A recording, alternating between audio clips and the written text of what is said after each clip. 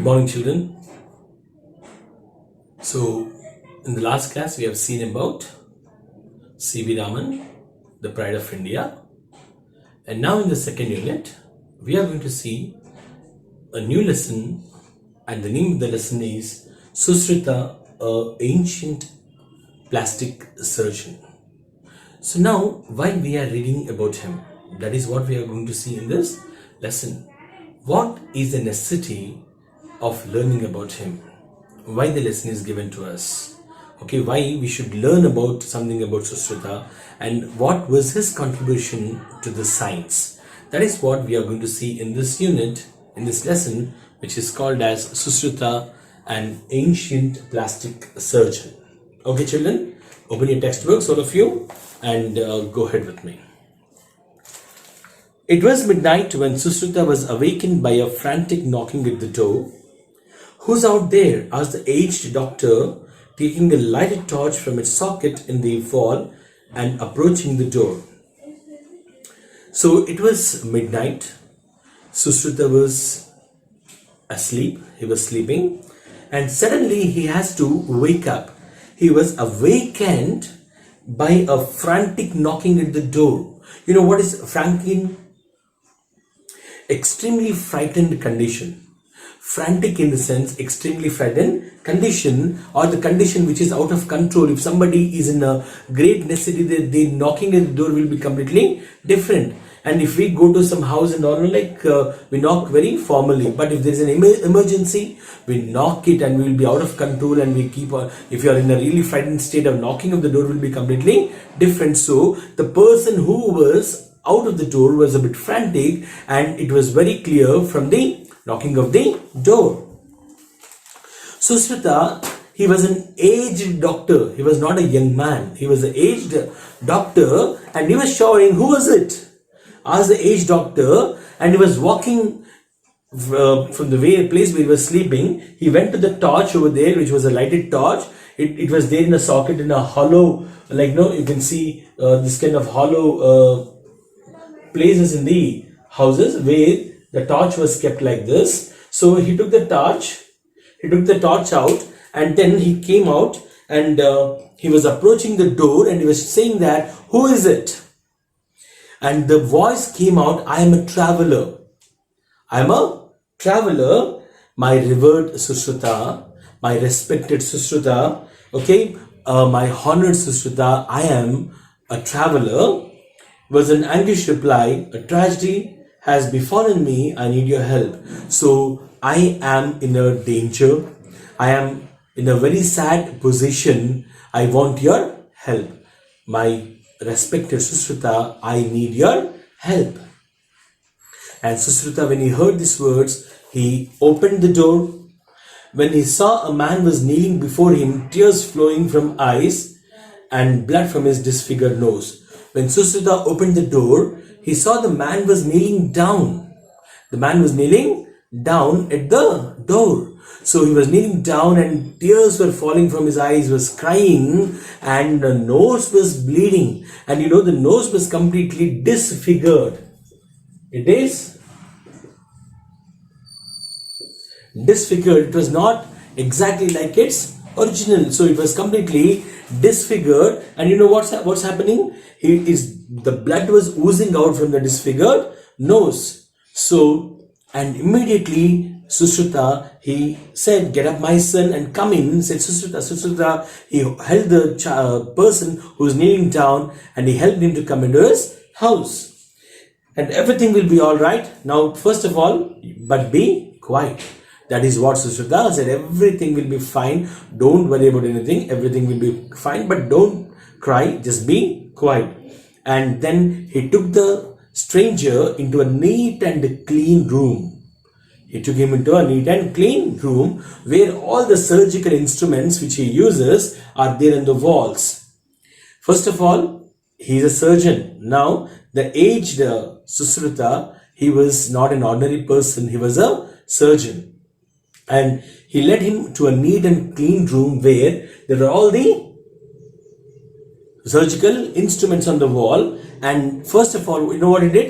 He washed the face of the stranger with water and then juices of some medicinal plants, because Susrutha belonged to India. He was using some Ayurvedic things and all. He washed with some plant juices and then he brought some wine. He brought some wine and gave it to the traveler, and he made him drink a mug of wine before he has to conduct the operation. So the traveler, without any second thought, he drank the whole mug of wine.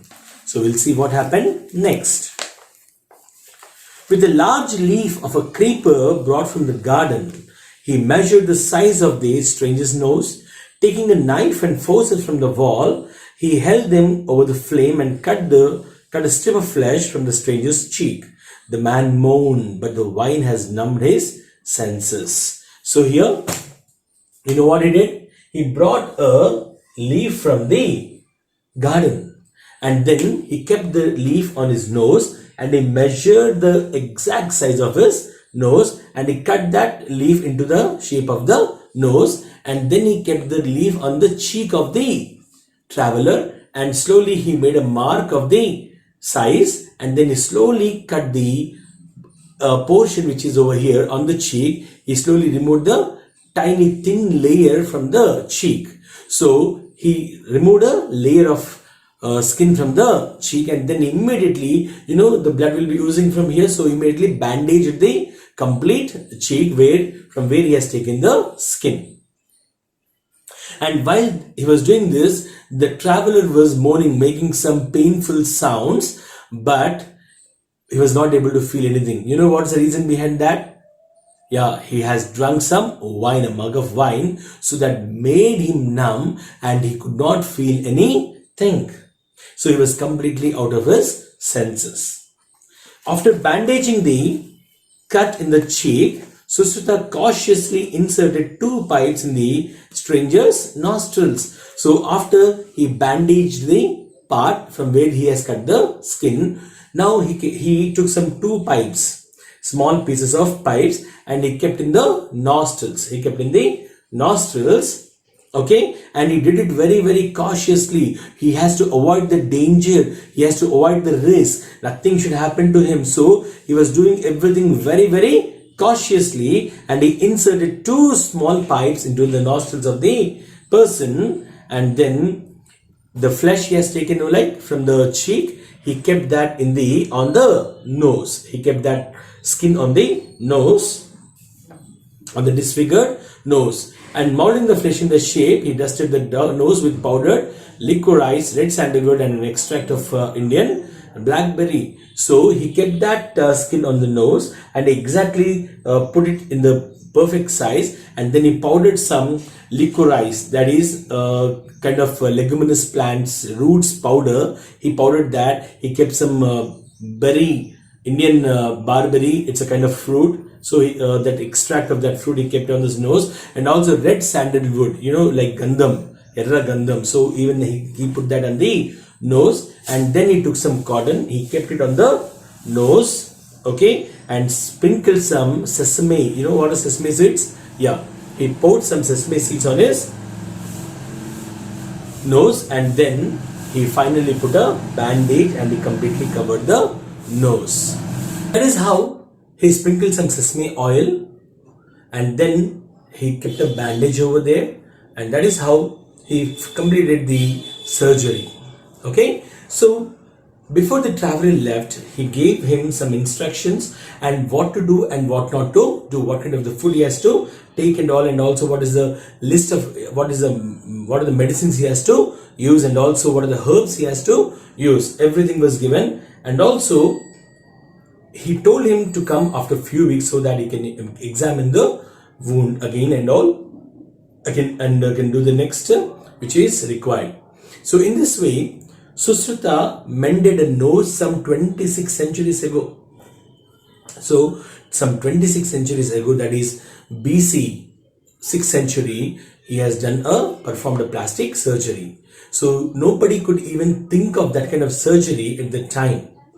Okay, so nowadays we call that as plastic surgery, and Susrutha has done it 26 centuries before, and the same is absolutely now what our plastic surgeons usually does. So they, if you go to them, they will make a nose plastic surgery of the nose or the ears or the forehead. Okay, people will go there to change their faces, and even if there are some burns on the faces also, they will change them with the help of the plastic surgery. That is what they are doing now, but the same kind of surgery was already done by our Susrutha in 6th century BC.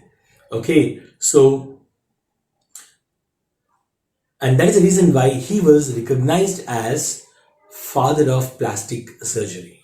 He was recognized as father of plastic surgery, and his treatise Susrutha Samhita has considerable medical knowledge of relevance even today. It indicates that India was far ahead of the rest of the world in medical knowledge. So maybe he has written some books and all where he discussed about the kind of knowledge he has, and that is very much relevant to the knowledge which is now is there with our doctors and surgeons and everybody. So the same kind of knowledge he has even at the time of 6th century BC itself. So there is a book called as Susrutha Samhita, and he shared the maximum knowledge in that. And that book indicates, or the things which he discussed, that indicates that Indians has a lot knowledge, isn't it? So much knowledge than any other people or any other countries. It has a very, very good knowledge in medicine than any other countries at that particular time. So Susrutha was born in BC, okay, 6th century, and he was a descendant of the Vedic sage Vishwamitra. So after Vishwamitra, the next Susrutha has come, and he went to a person who's called as Divodasa Dhanvantari, and at his feet he learned the medicine, he learned the surgery and whatnot. Okay, and at that time Divodasa Dhanvantari, he was leading a life of a solitary life, a sage kind of life. Okay, as a he was living in a hermitage, where hermitage in the sense is a place where a person lives isolated from the society or completely away from the society. He came to that place. Susrutha came to his place and learned surgery and medicine here, and within no time he got a very, very good command over surgery and medicine and also the other branches of the science. And he was the first physician to advocate what is known as Caesarean operation. So he is the first person to tell about Caesarean operation, which is done to deliver the babies. He is the first person to tell that. And also he was very, very expert in removing the urinary stones, the kidney stones, and also treating the fractures, and also doing eye operations, especially cataract. Cataract is a problem where you can find some white colored transparent layer on the lens, and because of that will completely obstruct the light to pass through with that. See, if only light passes into the eye, you can see. If there is some kind of problem, there is a layer formed over that lens and all, then you cannot be able to see the things and all. You'll become a kind of blind. So now that layer should be removed, so that you should perform a surgery. Nowadays so many people will go ahead with the surgery of that. So even he also underwent the surgery. He did a lot of surgeries like that. Okay, and his suggestion was giving wine to the patients, because people, they cannot bear the pain while doing the surgery, so he used to give them the wine. That is what we give anesthesia nowadays, so that the person will become completely numb, and nothing will, he will not feel anything. So once anesthesia is given, he will be not in the senses. He'll go into a very, very deep sleep, where the operation can be easily done. So at that time there was no anesthesia, so he gave them wine, so that he wanted to make the body completely numb, so that the person can he can bear the pain, and he will not know the pain, and also he will become numb at that time. In his treatise, Susrutha listed 101 types of instruments. So in Susrutha Samhita, he listed 101 type of instruments. His Samdamsa Yantras are the first forms of the modern surgeons' spring forceps and dissection and dressing forceps. So what are the instruments he has used? Even those instruments are nowadays, we also use them. So all the forceps and the dissection needles or the blades and all, what forceps, whatever he has, even they are used in the modern surgeries. So in fact, The naming of the tools of the animals or birds that resemble in shape. For crocodile forceps, hogbill forceps is adapted even today. So the naming also is the same now. So they were named like, for example, if you see the forceps, they are like crocodile teeth, isn't it? So that's why they are called as crocodile forceps. Some of them are called as hogbill forceps, and even those kind of naming of the instruments even is adapted today. Even that is going on today. And moreover, Susrutha was an excellent teacher. He told his pupils that one could become only a good physician if you know both theory and practice. So he was a very good teacher, and he always told his pupils, his disciples, the students whom he taught, he said that one can only become a very good doctor, one can only become a very good physician if you know the theory and as well as if you had a very good practice. That is what a physician, a surgeon, or a doctor should have. He should know the theory and also the practice. He should have the practice. And he used to advise his pupils that if they perform surgeries on the carcasses, that is on the dead bodies, that will be good before going to do the surgery. If there is any surgery to be performed, that should be first done on the dead bodies. Then the surgery will be definitely a perfect one. So that is how Susrutha led a life, and he contributed a very, very great things to the science and all. So this particular topic was adapted from Scientists of India, which was published by Children's Books Trust, which is from New Delhi. That is how we come to the end of the lesson called as Susrutha, an ancient surgeon, plastic surgeon.